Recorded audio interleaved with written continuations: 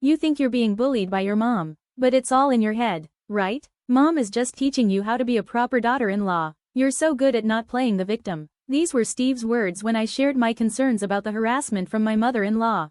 Pamela consistently threw away the meals I prepared and discarded the laundry I hung out to dry. To Steve, this was just his mother's way of instructing me in the ways of being a good daughter-in-law. Seeing my silent frustration, Steve merely chuckled dismissively and said something that left me in disbelief. My name is Laura. I'm 28 and work at a pharmaceutical company. Steve was a college friend, and we married 3 years ago. I lost my parents around the time I graduated from college. Their deaths were sudden, and as an only child, I felt isolated and adrift. My parents didn't maintain much contact with relatives, so the funeral was attended mostly by acquaintances and friends. Grieving was barely an option as I dove into my new job, where I met Steve through a mutual friend. Out of sympathy for my loss, Steve frequently invited me to his parents' home. His parents welcomed me warmly from the start, and I believed in our strong bond even after our marriage. I enjoyed Pamela's cooking and hoped to continue working after having children, feeling that I'd need help if I couldn't place our future kids in daycare. When I voiced my concerns to Steve, he assured me that Pamela would be there to help, and things initially went smoothly. I moved in with Pamela and Steve while my father-in-law was away on a job assignment, so it was just the three of us in the house. Initially, things were fine, but after 3 years of living with my in-laws and struggling with infertility, Pamela's attitude toward me shifted dramatically. She would say, "Laura, how many times do I have to remind you? You're the youngest here, so it's your job to handle the housework on weekends." Pamela continually pushed her chores onto me, despite my already significant responsibilities around the house. She would deliberately drop my freshly laundered clothes in the yard and dirty the dishes I'd just cleaned, forcing me to redo them. Her constant nagging about trivial matters and lectures on not providing grandchildren took a heavy toll on me. Steve's lack of understanding only deepened my sense of despair. I repeatedly told Steve about Pamela's harassment and insults, but he always brushed it off with comments like, "You're imagining things," or, "You're overthinking it." Pamela never harassed me in front of Steve, so maybe he couldn't believe his mother could act so cruelly. Regardless, Steve's dismissive attitude was unacceptable. It felt like Pamela was the victim and I was the villain, leaving me feeling completely isolated in my own home. Once Steve's disbelief became apparent, Pamela's mistreatment escalated. What was once hidden now occurred openly, with verbal abuse and harassment becoming a constant presence. Around this time, I discovered I was pregnant. Despite moving past the difficult phase of morning sickness and entering a more stable period, my heart felt heavy. The relentless harassment from Pamela, combined with Steve's disbelief and his own harshness towards me, were overwhelming. Even though Steve had been thrilled about the pregnancy initially, he now joined Pamela in disparaging me, calling me a lazy woman who does nothing but eat and sleep. I knew stress was harmful to the baby, but I felt trapped with no apparent solution. Despite everything, Steve was still the only person I could turn to. I decided it was time for a serious conversation, hoping that confronting him about Pamela's mistreatment might change his attitude for the sake of our unborn child. One weekend, I approached Steve while he was lounging in the living room. "Hey, there's something I need to talk to you about." Steve looked up lazily from his phone. "Lately, both Pamela and you have been really cruel to me. When Pamela harasses me, you just ignore it and pretend it isn't happening. Can you please stop doing that?" Steve's expression was blank, as if unsure whether to listen, before he mockingly turned his attention back to me. "You're just overreacting. What mom does isn't harassment. How can you say that? Throwing away the food I make without touching it, deliberately littering my room, isn't that harassment? Maybe mom thinks she's teaching me to be a proper daughter-in-law, but it's more than I can handle. I can't raise a child in this toxic environment. You and Pamela may see it as normal, but it's destroying me. I'm at my limit." My hand rested on my stomach, trembling slightly as I spoke. My anguished plea seemed to fall on deaf ears, and Steve's response was only mocking laughter. At my breaking point, Steve said coldly, "If it's so bad, why don't you just leave? Neither mom nor I would be troubled by your absence." His unexpected suggestion stunned me for a moment, but then I pressed my hands against my belly and exclaimed, "What are you talking about? I'm pregnant." Steve's indifferent gaze and dry laugh made it clear he didn't care. "Right, you have nowhere to go. With no parents and no home to return to, you're left with nothing." Steve's mocking words echoed in my mind. I bit my lip and glared at him, my anger palpable. "What's with that look?" Steve asked, slightly uncomfortable under my intense stare. After a tense pause, I said firmly, "I'm going back to my parents' home." Steve's laughter erupted. "Go back if you can. You'll probably end up on the streets, talking big about going back to your parents."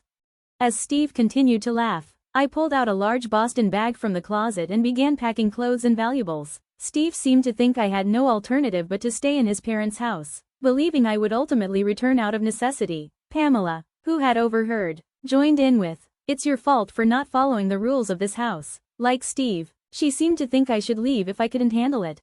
I was determined never to return to my in-laws' home. Once I had settled elsewhere, I planned to send divorce papers. After packing, I turned to Steve and Pamela, who were still laughing unpleasantly, and said, "Goodbye." I resolved then to raise my child on my own, knowing they would never see our daughter. A year has passed since I left my in-laws' house. I successfully gave birth to a daughter, and despite the challenges of parenting alone, I've never returned to them. 3 months after leaving, I sent Steve divorce papers, which were processed without issue. I also requested child support, but Steve hasn't paid. It looks like I'll need to consult a lawyer and negotiate with him in the future. Meanwhile, I'm doing my best to lift my spirits. I gazed up at the towering high-rise in front of me. A sign reading, "Model room open for viewing," prominently displayed at the entrance. Occasionally, other visitors arrived to check out the property. I was considering buying a condo before returning to work, as my current place was far from both my workplace and the nearest childcare center. Since I'd be raising my child alone, it was essential to find a more convenient location and settle down soon. Fortunately, I had the financial means to purchase a condo. After registering at the reception on the first floor, I was escorted to a room on the top floor. I followed the guide to the elevator, which ascended to the 50th floor. When the doors opened, I was taken aback to see Steve standing there. He was the last person I expected to encounter in this setting. Steve, who was supposed to be working at a securities firm when we were married, had evidently changed careers.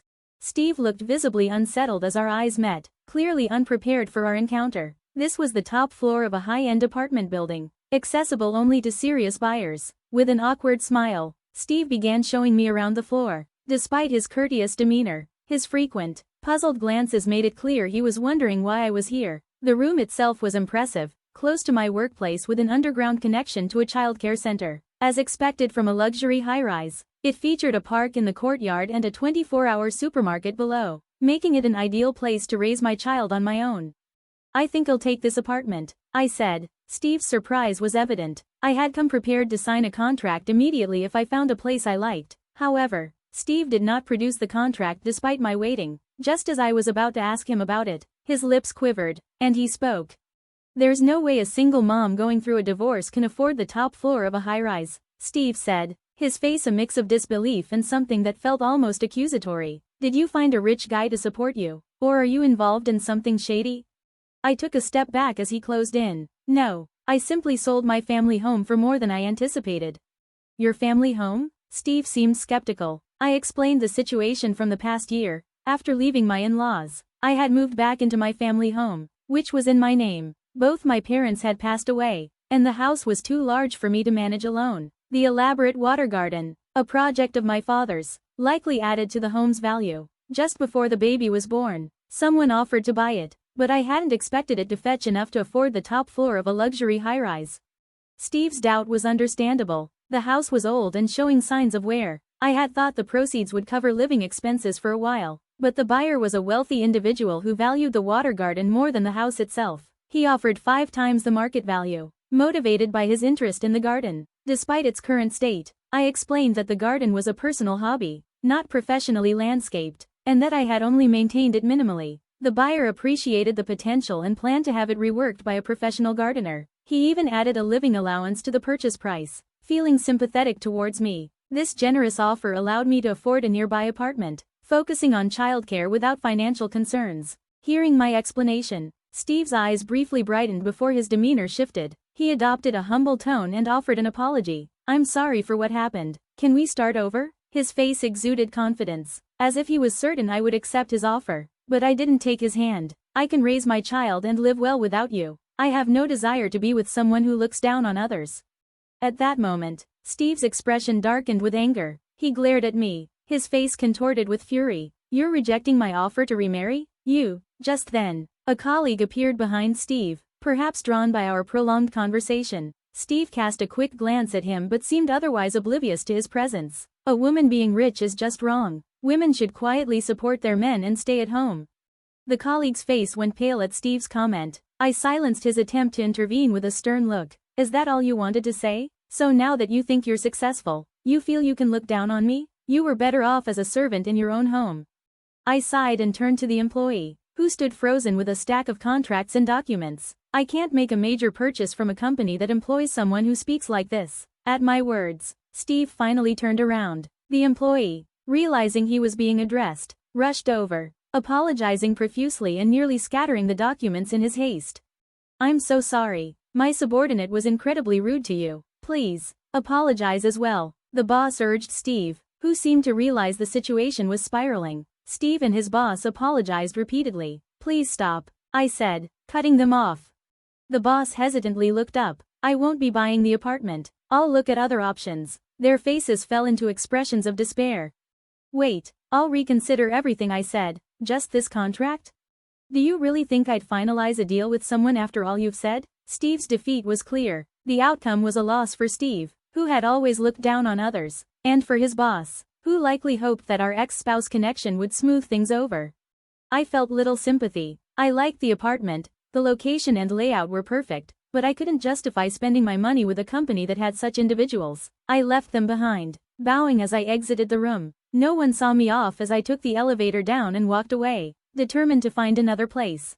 Later, I learned from Pamela that Steve not only lost the big contract for the top-floor apartment but also faced a pay cut and demotion due to his behavior, eventually leading to his resignation. Struggling to find new work, he turned to alcohol and gambling, with Pamela taking care of him. When I ran into Pamela at the supermarket, she pleaded with me. My son isn't working and stays at home, taking his frustration out on me. I'm sorry for everything. Please remarry him and come back. I responded quickly. Why don't you leave the house if it's so bad? Pamela's face fell in despair, and I felt a small sense of relief. I purchased an apartment in a different building and returned to work. With my child and childcare, the funds from selling my family home were more than enough to support us. I loved my job and, after being asked to return, accepted with a recent promotion. Now, I'm living a fulfilling life, balancing work and childcare.